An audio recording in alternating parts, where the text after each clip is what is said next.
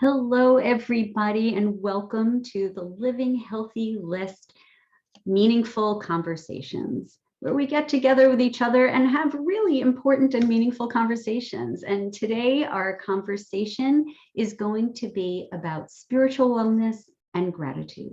So if you're looking for that conversation on gratitude, you've shown up at the right place. I promise we're going to get there.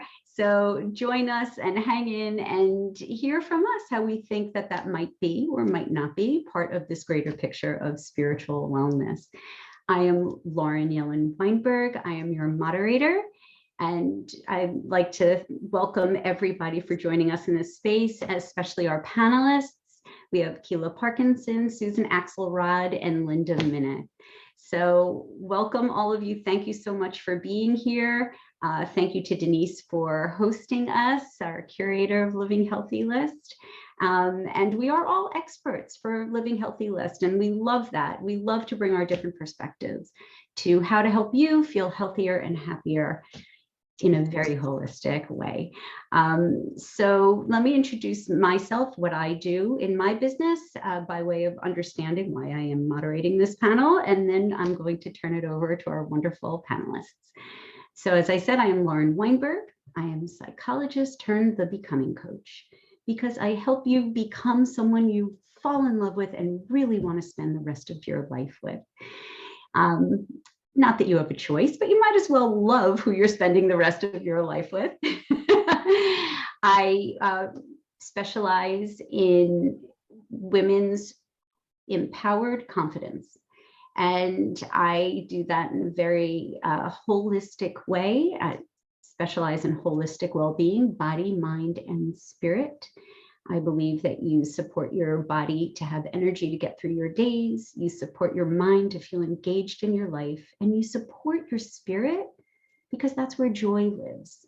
To me, that's all about enjoyment through connecting to yourself and the greater universe out there. So that is a huge part of what I do in my business and why Denise asked me to moderate this panel.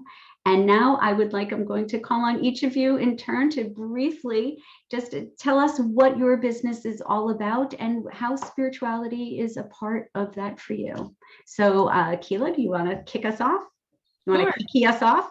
Cute. Thanks, Lauren. I am Coach Kiki. I'm Kealah Parkinson. The Kiki is so people can pronounce and spell and say Kealah or Kiki instead. And I'm a communications coach, and I have spent about 15 years working in the greater Chicagoland area with mostly business professionals, small business owners, and sales pros on speaking with confidence and being authentic and engaged and focused with that message. And since the pandemic, I have really shifted into a global focus with families, because I believe that when you are confident, focused, and authentic with your message, you are a magnet to those you wish to attract. And that goes doubly for parents and their children. So with this new movement of social emotional learning, I really have one place where I can give people, all the resources they need to learn about SEL and be a mood noob with me, as we're all, even if we're SEL pros, we're learning about feelings because no one really taught us before all of this. And so for me, spirituality is a huge piece of this, because it's really about practicing mindfulness, being very intentional with what our meanings are, with how we are in relationship with ourselves and others. And I teach 3 keys to communication that really work on that kind of intentionality. So thanks for asking. Yeah, thank you. Terrific. Linda, let us in on your secret sauce. All right. Thanks, everybody. It's great to be here. My name is Linda Minnick, and I'm a life coach and a certified Psych-K facilitator. And what I do is I help people identify and transform those limiting beliefs that stop us from being our best. And so many times we're programmed and we don't even realize we've been programmed. And so we don't understand why things don't work, or why do I feel this way, or why can't I create what I want to create. And a lot of it has to do with our programming. So basically I'm a transformational thought coach. And as far as gratitude and spirituality, it's a big part of what I do, because we are all born with an innate intelligence, whether you want to call that intuition or whatever.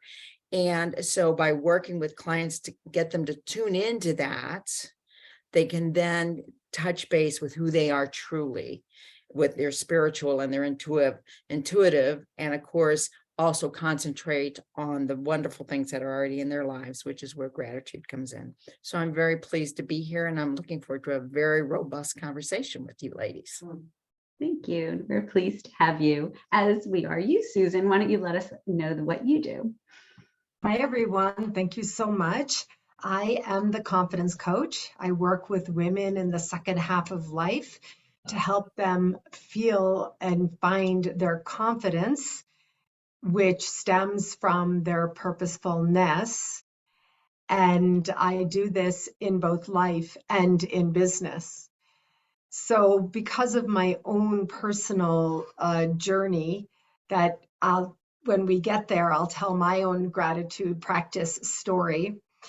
I had to go in myself first, and I call it going in and going deep. And as a result of my own journey from type A, stress, distress, anxiety, depression, which I was in earlier in my younger life, and I'm talking about in my 30s, I created an acronym called RISE, which is release inhibitions and secure enthusiasm. The soul shows herself through enthusiasm. And so that's really where the spirituality work comes in my coaching, is that the soul, based on my own work, the soul often shows herself to me. And so that's where I'm in a spiritual connection in my personal coaching work. And I weave this in, working with women who are in business for themselves, solopreneurs usually. I weave this into business confidence as well. So that's a little bit about me, and looking forward to a very meaningful conversation today. Oh, thanks, Susan. And just very quickly, because you said it so quickly. Can you just tell us again what RISE stands for? Yes, releasing inhibitions and securing enthusiasm. The inhibitions are really what keep the soul down. A lot of things, Linda talked about it, a lot of things that, happened earlier in our lives, it keeps the soul down. And so I call it releasing the inhibitions to secure the enthusiasm, that energy that we were born with. Thank you. Thanks for clarifying. Before we started recording, we were all talking about aging gracefully, right? And I think spirituality is often one of those things that people kind of put aside until a certain time in their life. Right, I had mentioned I'm a psychologist. Developmentally, it's something that we think about often in the later part of our life. And some people welcome that, and other people have a hard time talking about spirituality, right? I think that it rubs right up against the edge of some people's comfort zone, because for a lot of people, it feels just like the unknown, and they're more comfortable with certainty and with that curiosity about the unknown. So I'd love to unravel this a little bit for people and, talk about making the concept of spirituality a little bit more accessible for people. At Living Healthy List, we are in that sweet spot for people who are thinking about this concept. So if you'd like to, again, I think we'll just stick with the 1, 2, 3, because that's how you are on my screen. So Kealah, if you don't mind kicking off that thought. Sure. So the idea I think you're talking about, Lauren, is that spirituality can be scary for some people, and perhaps maybe it's just later in life, or perhaps even with a crisis, that we come to this idea of confronting, like, there's something greater than me. For my own journey, and it's something I actually just shared with some of my Facebook friends and social media followers, because I just celebrated 14 years clean and serene, sometimes serene in recovery. So Right. there's the recovery journey. There's that piece of surrender, right? And I'll be sharing later this month also to those same viewers and followers a little bit more of the story that preceded that, where I also, on Survivor Day, I'll be talking about my story surviving a very serious suicide attempt. And so for me, there was trauma that brought me to confronting that there is something bigger than all of us. And when that happens, we can handle it in multiple ways. And for sure, for me, I definitely went, obviously, some negative routes by using addiction as a coping skill. But I have a little piece of that story that's different from a lot of people in recovery, and that I didn't feel abandoned by a God or abandoned from nature or universe or whatever, you choose to call spirituality or your spiritual source. I felt this deep connection. I felt abandoned by the world because that's where I had gotten hurt. And so for me, those edges, it was making peace with it in a different way from some people, but sometimes that's what it looks like too. So you really leaned into your connection with spirituality, and it was sort of the anchor that helped pull you out of a dark place. Absolutely. And are you comfortable, and congratulations on your 14 years, by the way, mazel tov. Are you comfortable just sharing briefly what that looked like for you? What did spirituality, what did leaning into that look like for you? So of course that has a long journey because I'm coming up on my 5th decade, right? So I've got those years behind and all those like practicing and things. And it really for me started when I was very young. My first trauma, I was 8 years old, and I did have this sort of, I would call it an angelic presence that sort of was with me, right? And so that's why I get goosebumps when I think about that, even because I definitely felt like I'll be okay, right? No matter what, I'll be okay, even though it was very confusing in my mind. And I went to exploring right away. I went to exploring with my parents' permission, luckily, going to friends' churches and vacation Bible schools and little summer camps and things, and just exploring what God was like out there, right?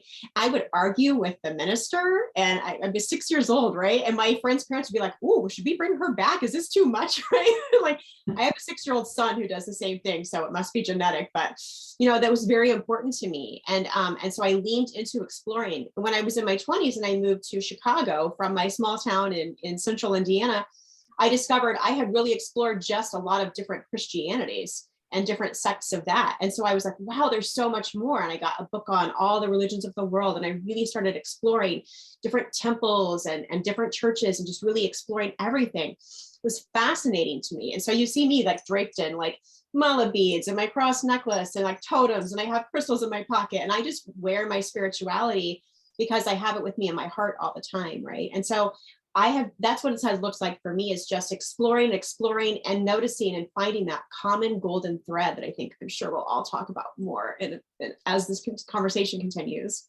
Thank you. Thanks for sharing that. I appreciate it. Linda, same question. So much like what Kiki said, I knew from a little kid that I wasn't alone, but I was brought up Catholic, and the difference I see between one of the differences between spirituality, being brought up Catholic, we were never taught about spirituality. We were taught about being Catholic. And it was kind of like being in a club. I think I was 10 years old before I realized Catholic and that public wasn't a religion, because I went to Catholic school and went to Catholic church. So that was my religion. And my neighbor went to the public school. I just assumed he went to a public church. I didn't realize either you're Catholic or you're not. That's kind of how awesome. I lived. And, but I knew there was something more, because being Catholic, I felt like it was a community event. I was part of a community and a community belief, and these norms were given to me. But there wasn't really a whole lot of personal connection to God to me. And that's where I knew, as I got older, I realized that was the spiritual side of me. And as my connection with God has grown, my spirituality has grown. And I really, throughout my life, like so many of us, I realized I wasn't alone. And having raised 4 children, and just Kiki, you talk about coming up to 50 years. I wish I could say I was just coming up to 50 years, but after being around 68, there are lots of times in your life that you have crises or things you can't control. And I don't know how I would have survived a lot of that without knowing that there was a spiritual side of me that is connected to creation, that is connected to whatever you want to call it, God, the universe, Tom Hanks, whatever name you want to use. I knew there was something bigger than I was, and I've known it since. And, much like you, Kiki, the priest did not necessarily appreciate the questions that came out of a little 8-year-old like one day I remember telling a priest, you have no clue, do you? And I didn't have any clue what he didn't have any clue about. I just knew he didn't have a clue, But so that's my, how I identify the difference between spirituality and other things that are out there, that it's a personal relationship with the creation. It speaks to me through intuition and my gut and whatever other name you want to put on that. So that's my definition. Thank you. Thank you for sharing that. And I do recognize it's a very personal topic for people, and it's going to be very personal for people listening. And there's no right or wrong here. Correct. That's the beauty. And that's the beauty of these conversations. It's just opening possibility and bringing curiosity to this question. So with that being said, Susan, can you share how spirituality is accessible to you, or how you believe it could be accessible to others? Yeah, first of all, I'd love to say that what I love about being on Living Healthy List and these conversations we have when we come together is having these other experts like we have here today share and reveal their truth. And instead of showing the surface, which would be like, I'm the expert, and that kind of reveals or informs, I guess that informs the authenticity of what's happening here, that every one of us, are humans. So that doesn't mean we're not experts, right? But it also means that we're human inside. And that to me really is the depiction of what we're talking about. The old way of being, of having to present yourself in a way, Lynn, well, everybody's talked about the idea of this. Linda, I'm Jewish, but I have the same experience that you described inside my Jewish observance and practice. In my younger life, the doing, the practice, the observance did not include that spiritual deepness, but maybe, Linda, we had to grow up to begin to access that. I don't know. I would like to say, Lauren, per the question as you formed it, certainty versus the unknown, I was one of those people who resisted and rejected that unknown per what Linda and I are talking about. There's the observance, right? The practices, Linda, whatever you call them in Catholicism, and I would look at it and be like, no, block. And then I evolved into calling it the universe, which became sort of mainstream and popular. But in my parlance today, I call it God. But in my work, I call it the universal source of all that is.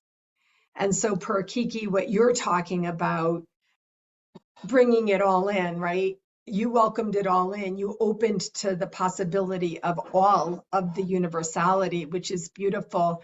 This is all of what spirituality is to me.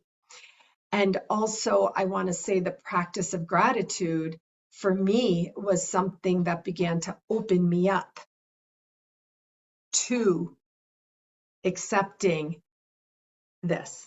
And that's why we're going to talk about gratitude. So important. Is there anything in particular that you want to share about just anything else that might make spirituality more accessible? The breath, Lauren, honestly, for me, the journey of making spirituality more accessible to me, I developed my own living relationship with God through my evangelical Christian friend, a story for another time, but I opened up and I moved in that direction by getting quiet and clear and calm and confident inside through my breath. And that's where, like, if you want, spirituality can enter. Yeah, that's beautiful. So, lest anybody feel that we are anti-religion, I think that can be confusing for people, and we're not. I mean, is there anybody, and instead of going in order, do any of you have something specific you'd like to say about how religion and spirituality might overlap, how they might be different, but how they can also support each other? I'll jump in here. Amanda? I am very grateful for my upbringing because it introduced me to the concept and the knowledge that there is something greater than us. And, like we have different people here on this panel, we have different roads of religion for different people. And I think they're very important because people need to have community. People need to have access to be able to explore for themselves what is right. How do they feel, spiritually or whatever. And luckily, different religions give that opportunity to people. And again, that was just my experience as far as the spiritual. I mean, I'm sure there are many Catholics who didn't have that experience, but I think religion is a rich gift to this planet because not everyone is ready to step out on their own and find their source. And so religion is a wonderful gift to give, for people to use and to bring into their life. It brings a lot of wonderful benefits into them. I mean, for me, oh, sorry, Kiki, did you? Oh, okay, just quickly for a second. For me, to tell you the truth, it helped me embrace my own religion in a very deep way. So I affiliate, I observe, I celebrate, I practice, as they say, and it deepened my own experience for me in my organized religion.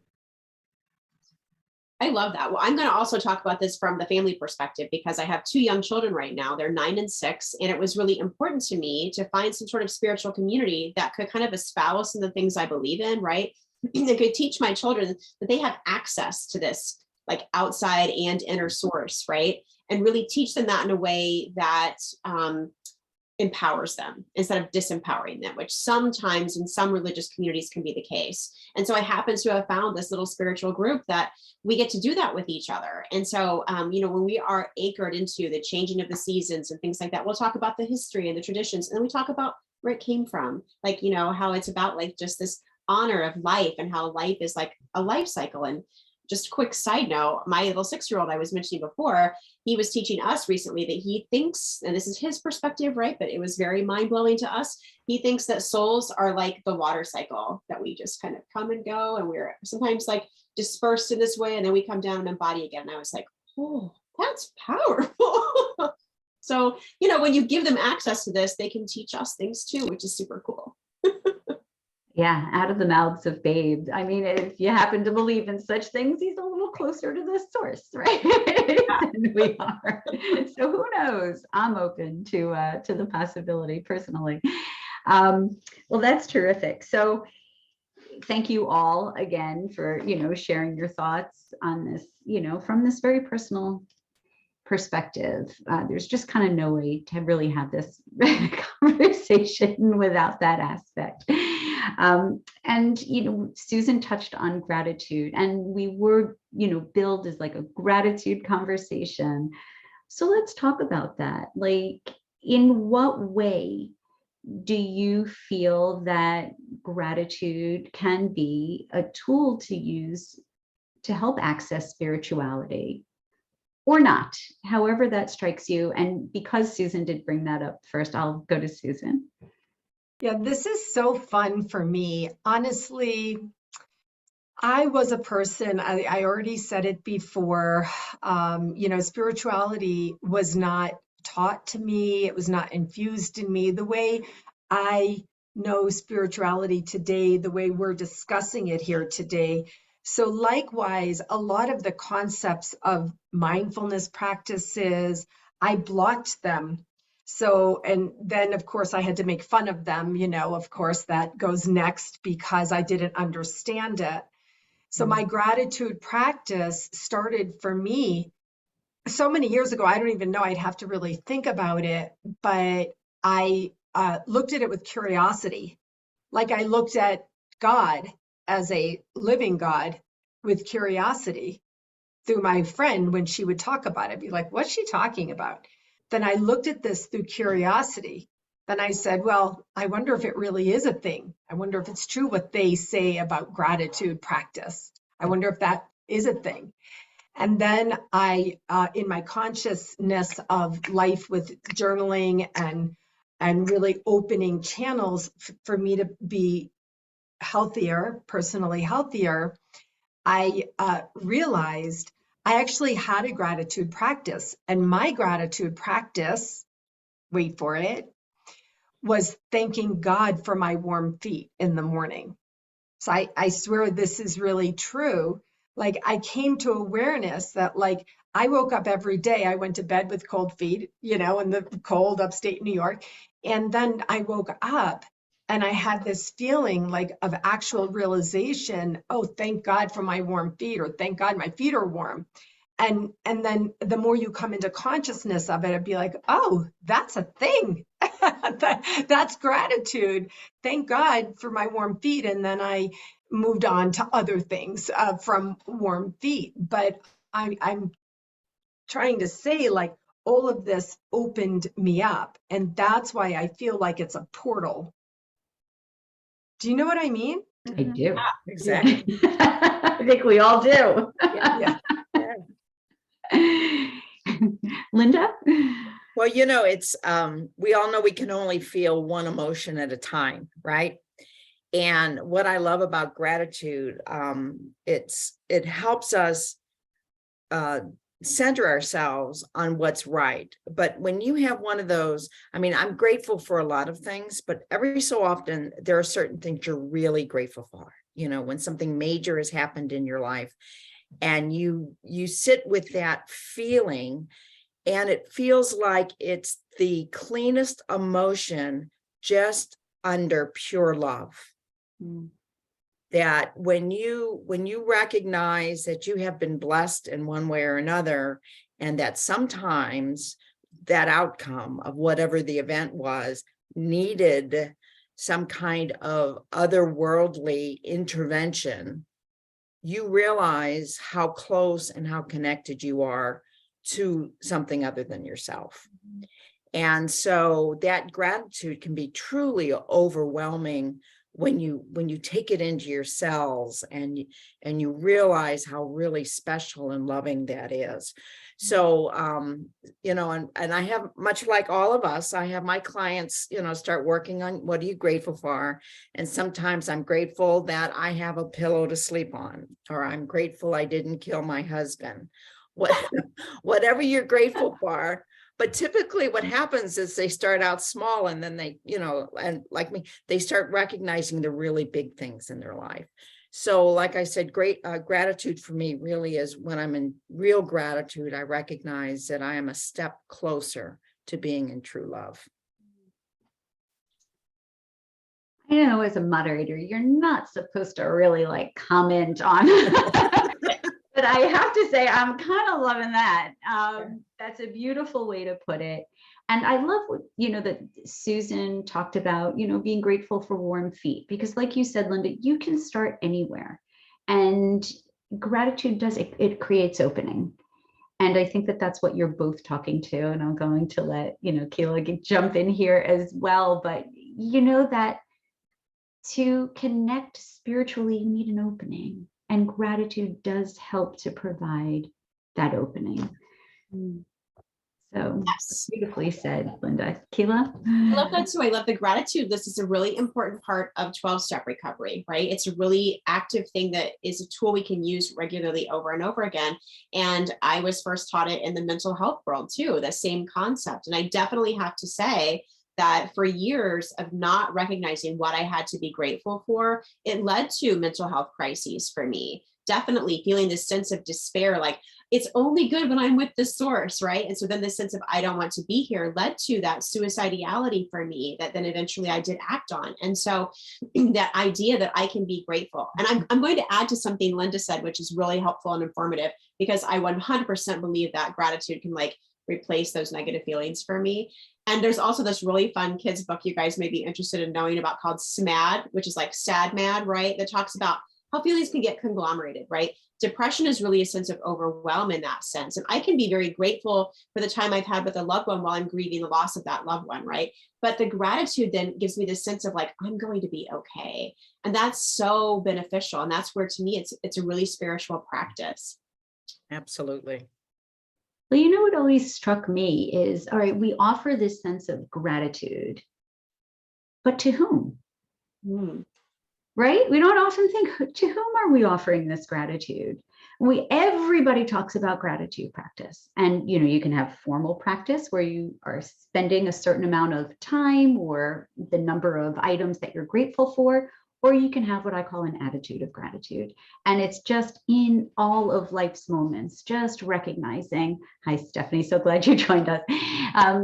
Just recognizing for what we have to be thankful, but who are you giving gratitude to, right? So just the giving of gratitude inherently, to me, has a spiritual component in it, in that there is something larger than yourself, recognizing that you are a part of something that's bigger than you. I'd like to say here, I think that, you know, there's this concept that in modern day, that we call it the universe. So at some point there was this evolved thing to thanking the universe, to respond to exactly what you're saying. To whom are you giving gratitude? And for me, in the days before, when I didn't have a God belief, I didn't have an opening, I didn't have an understanding. My mind was the type A. I've always had growth mindset, but in this case, it was fixed mindset. And then, you know, what's real, what's not real? Is there a God? Is there not a God? How does God let this happen? If God, you know, all those questions that maybe we could migrate to call it the universe. And I did this in my own journey, that I had a brief time of calling it the universe until my evangelical friend, my Orthodox Jewish friend, you know, I had help and support on this spiritual journey to call for me the universal source of all that is God. But it's an interesting thing that that, you know, Gabby's book, The Universe Has Your Back, whatever the modern day parlance is, I think Kiki is talking about something, you know, you've used that expression, something outside yourself. And that's really, you know, a part of the progression, I think. Comments? Linda? Well, I was going to say, I think that that definition is something so many of us look to find, right? I use the word God, universe, creative energy interchangeably. I know that, and, you know, part of me, there's a logical part of me that, you know, I'm waiting for quantum physics to announce one day, we have found it, we've got it, this is its name, it's really here. Looks like this. Yeah, it's Ralph. We have found Ralph. You found Ralph. Or, you know, Julie or whatever, you know. But it's and I don't want to define it for anybody else. And you know, and I tend, when I speak or whatever, like I'll say, you'll hear me say these words, but whatever is comfortable for you. I think a lot of people, most people recognize there's more to themselves than just this physical body, or I'm hoping well, that's my hope. That's my hope. That, you know, sooner or later. And, you know, and you said, who do we say, who are we grateful to? Well, a lot of times it's to that, that other, but lots of times I'm grateful to myself. Nice. I'm grateful for making the right decision, or I'm grateful for having made a bad decision, recognizing that and redoing it. I'm grateful for, I was on an elevator here. I'm at a hotel, and all these people came in, and you could tell they were from all different parts of the country. And my thought was, I'm in an elevator with different angels dressed in different clothing. And 10 years ago, I would not have thought that. So I'm grateful that my mind has opened to the point where I recognize the beauty in most people. I won't say all people, but most people. So, I think depending on what I'm grateful for, that's where my gratitude goes to. And that does bring up, like, is that something internally generated, or is it that you're open to spirituality and maybe that's the grace of God speaking through, or maybe that's the grace of the universe? And I think that using those words, the terminology, I think is about that accessibility issue that we brought up, right? Because it's about making this topic accessible to people. Not everybody has gone on that journey of being able to call source energy God. That resonates with some people, and that, because of early experiences, may be really off-putting to others. And it gets back to, like, what makes this accessible? Well, go ahead, Linda. I'm sorry. What I was going to say is, as I've gone on this journey, my husband and I are into all of these weird programs, like the alien programs and ancient history programs. And we were watching something that had, it was a program on the scrolls. I can't think, the ones that they found, the Gnostic scrolls. And there was one in a case, and this woman, they asked the woman, what does this say? She says, this is the 10 Commandments. And so then I stopped. It's like, the 10 Commandments. It's like, so where does that come from? So then every so often something will come up that is in the Bible, and it's like, so there's no doubt that we have history with whatever we want to call it. And I think God's a good name for many of us. So, and I don't know how I got off on that tangent. I love that. It's a very existential conversation. Yeah. This whole question Lauren's asking us of, like, who are we thinking we're practicing these gratitude lists? Because, like Susan's been saying, this is it's become pop culture in some ways, right? There are tons of journals out there we can get that have pages for gratitude lists. Even my planner, my business planner with my meeting notes in it, right? I can customize a page and get, like, gratitude lists and, like, identify my feelings in a toolbox, right? Which I love that too. But I love this idea, and I love especially that we've said, that sometimes we're grateful to ourselves for, like, our past planning or, like, even our mistakes. That's so wonderful. But this existential concept is great because it sort of gets us thinking of, like, the fuzzy boundaries and where do I stop and others begin? And that's part of community. So I think that when we're doing that, we kind of have to be grateful. This is the stuff I just love. I love this conversation. It's very meaningful. And I love that we've come together in business. And yet we're doing this. Yeah, Susan's frozen a little bit. Susan's frozen, but we knew where she was going. And when I posted this conversation today on my LinkedIn, I said, I promise this has implications for your business. And I do want to welcome Stephanie. Do you have something have we sparked something that you have a question or you would like to contribute in some way as part of this conversation? No, you just know, Lauren, I am all about gratitude. So I just saw your post on LinkedIn. I was like, okay, I'm late, but let me show up. I'm so glad you did. Let me show myself view so I can make sure that you can see this. This was my little reminder for gratitude this morning. Do you see how teeny tiny this little pine cone is? It's absolutely perfect. And that was my little reminder as I was coming back from my walk this morning. I always find gratitude in nature. And so I don't have a name to who I'm expressing gratitude, because I think I'm expressing gratitude to all, because we're all, not just we humans, but just we're all part of the collective. So the gratitude, whether it's to something that I'm naming or just feeling that gratitude, helps me to find more gratitude. And as my gratitude increases, I think it's sharing it out into the world. My 2 cents. Well, thank you for sharing your 2 cents. And it's an adorable little pine cone. Did that spur anything for anybody else before I jump in? Anybody want to? Well, you had mentioned gratitude in business. It's in one of my former lives, I sold promotional products. And one of the big things with promotional products was showing your employees and your clients gratitude. And sometimes I think employers or people in business forget to be grateful to who they're doing business with and who's supporting them in that business.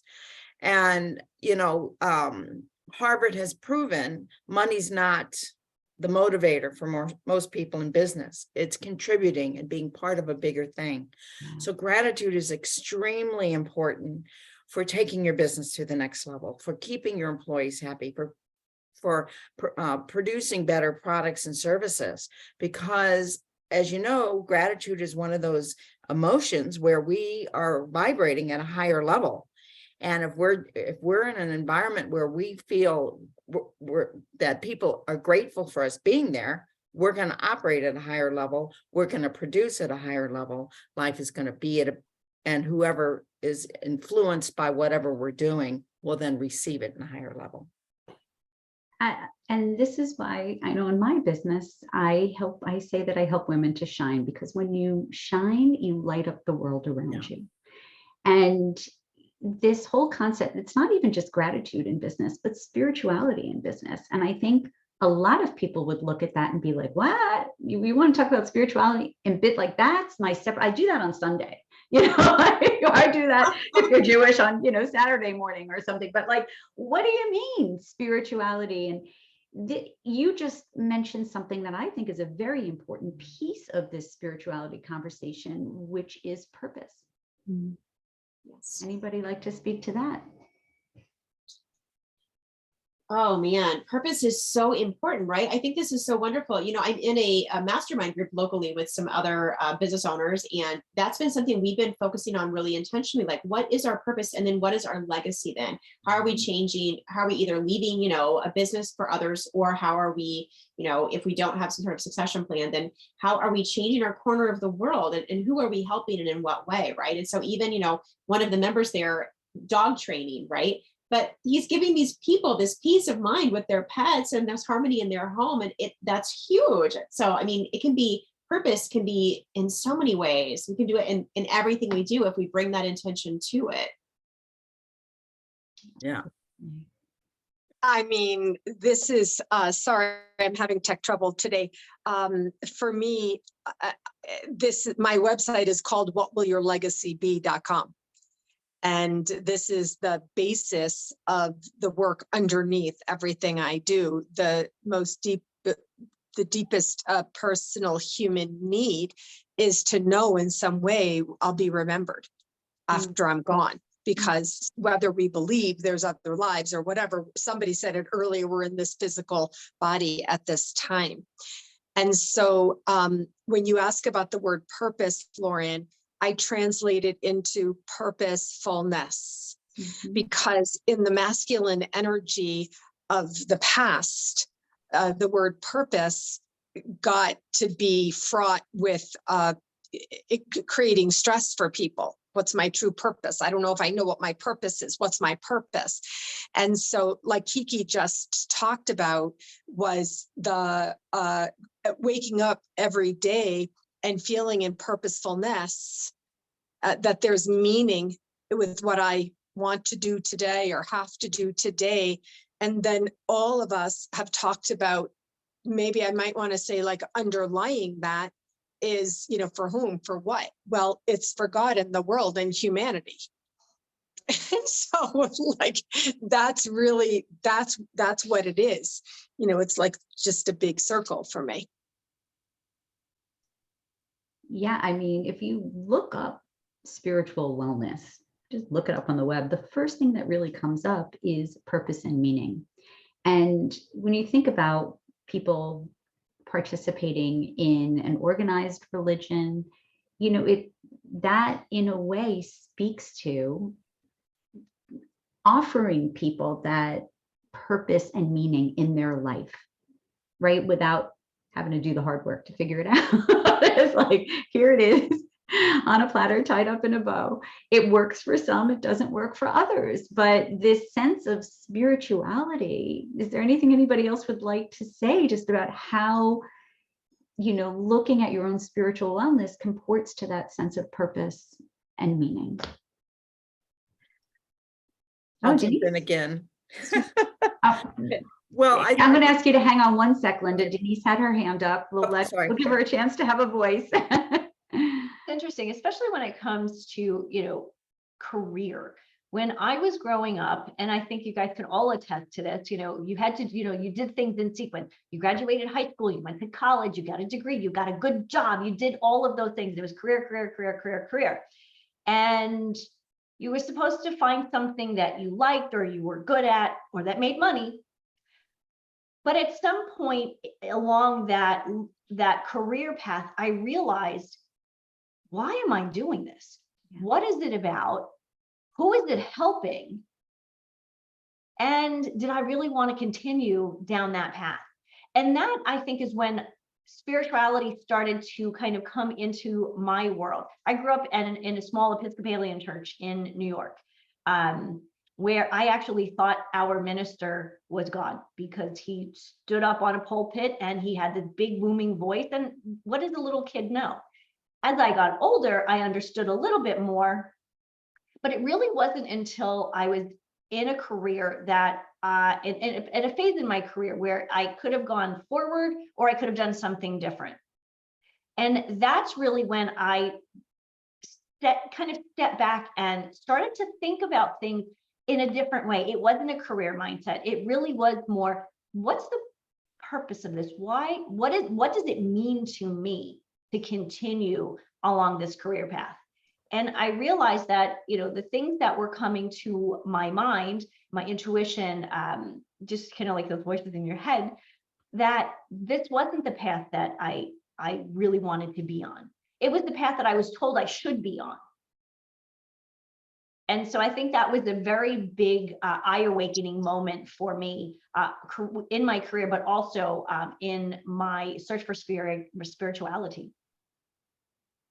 Thank you. I think that brings up a lot of good points. Does any of that connect with what you were going to say, Linda? Yes, it does, as a matter of fact, because, I think a lot of us were purposely or not purposely kind of given a box for us to fit into. This is the box. But, it's one of the things about purpose and spirituality is you can start anywhere, right? Finding something that you enjoy doing, or find something that you're good at, or just finding a job. And I think when I speak with my younger clients, I've had a couple of young guys or girls that came out of college and were afraid to take a job because they were afraid it was the wrong job. And it's like, that's okay, because you're going to grow. And as you grow, what will happen is you'll find there are different things that you want to do, or you'll want to take your talent somewhere else, or maybe your talents or what you really love isn't something you're going to earn your money at. It's something you do at home. And so you find something you're comfortable doing to make a living. And so as far as, purpose and spirituality, I think that many times, people think they have to wear a cape, with a big S on their chest, and this is your purpose. But, like my father was a bartender. He absolutely loved his job, and they loved him. And his purpose wasn't serving drinks. His purpose was connecting with the people that came into the restaurant. So it doesn't make any difference if you're running the country or you're pouring a Budweiser into a glass.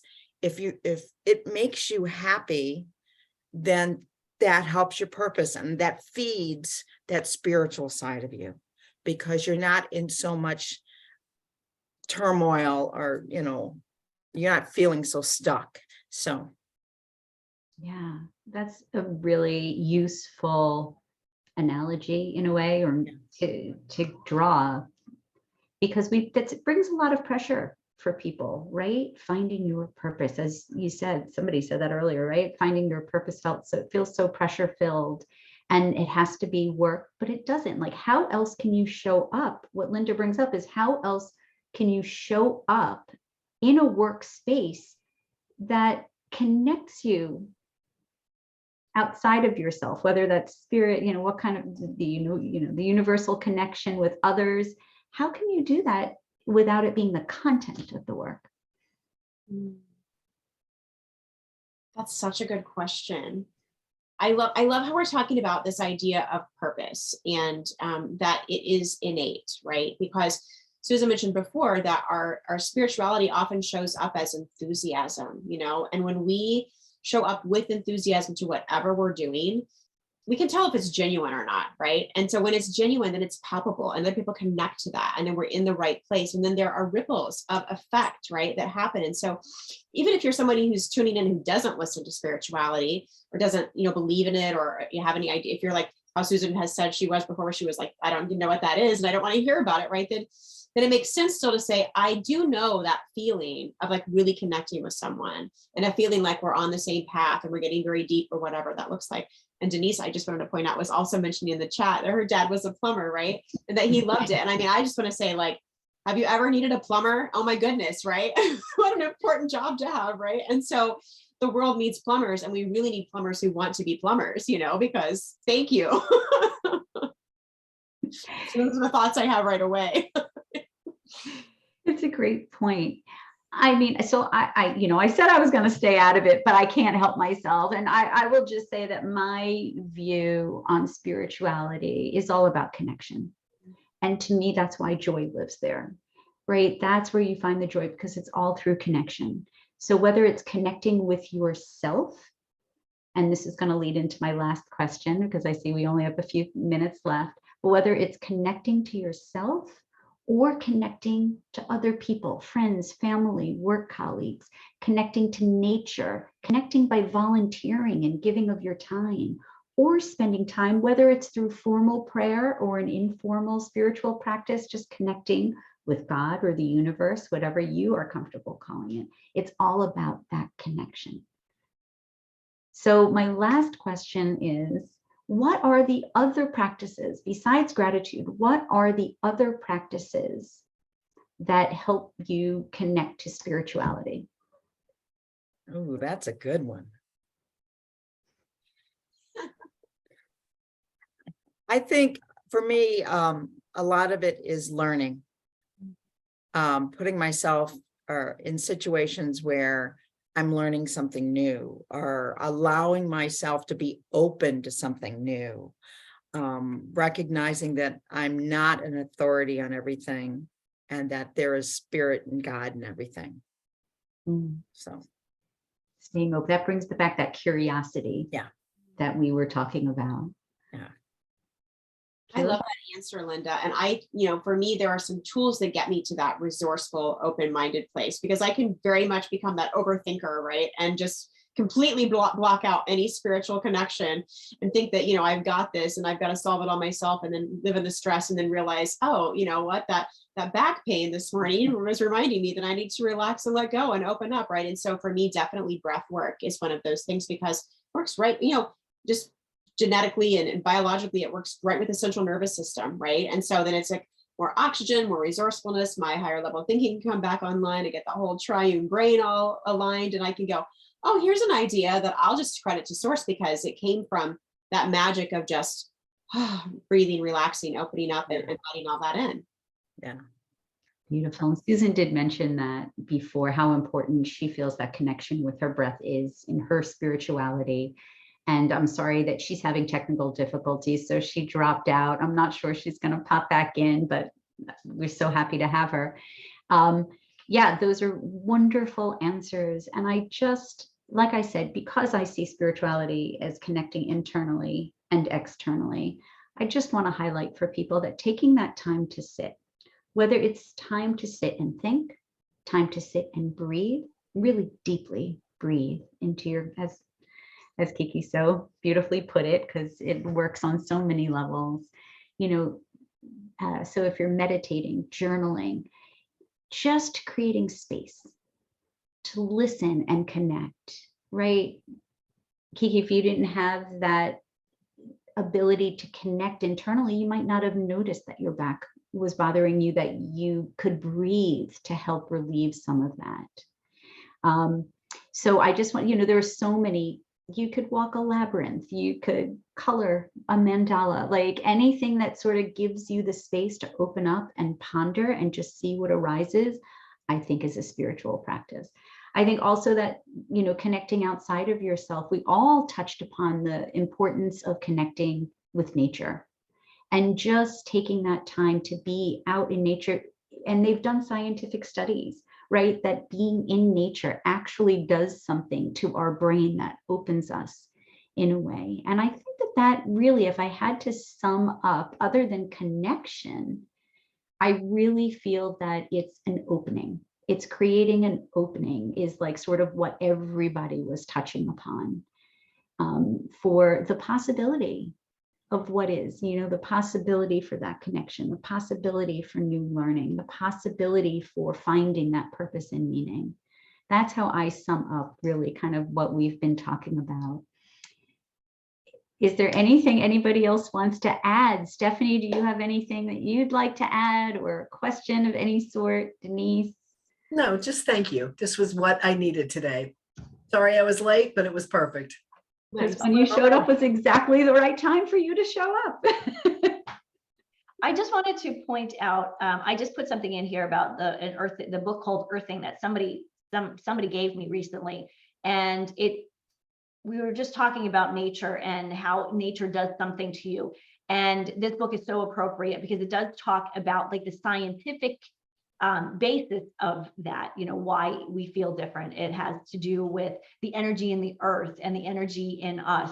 And I just started reading it, and I'm kind of blown away because there's actually scientific, and I live with a doctor, so science, we have to have a science proof, that kind of thing. And so I highly recommend this book. Thank you. Thank you. That's super helpful. I'm going to check it out. But, it's that energy, right? We are all connected. That's why connection is so important, through that energy. And we all touched upon in one way or another, raising that vibration. And to me, that is my purpose in life. That is my spirituality, is helping other people live in that love light of loving themselves, of being able to open to loving others, to raise that vibration, to connect to the higher vibrations that maybe we can't see or don't know about, a little bit of the unknown. I know Stephanie does hypnosis and she can work from wherever she is because there's that energetic connection. I truly believe. Not sure you do. Drop a note in the comment section. We would love to hear from you about what you listening to this at home might think about all being connected through that energy, about spirituality, joy, gratitude. Thank you, everybody, for participating in this conversation. I think this was an awesome conversation. I could also do this all day long. So Kealah, Coach Kiki, and Linda, Denise, Stephanie, so glad to have everybody here. Thank you to Susan, who had to drop off. And until the next meaningful conversation. Thank you, everyone.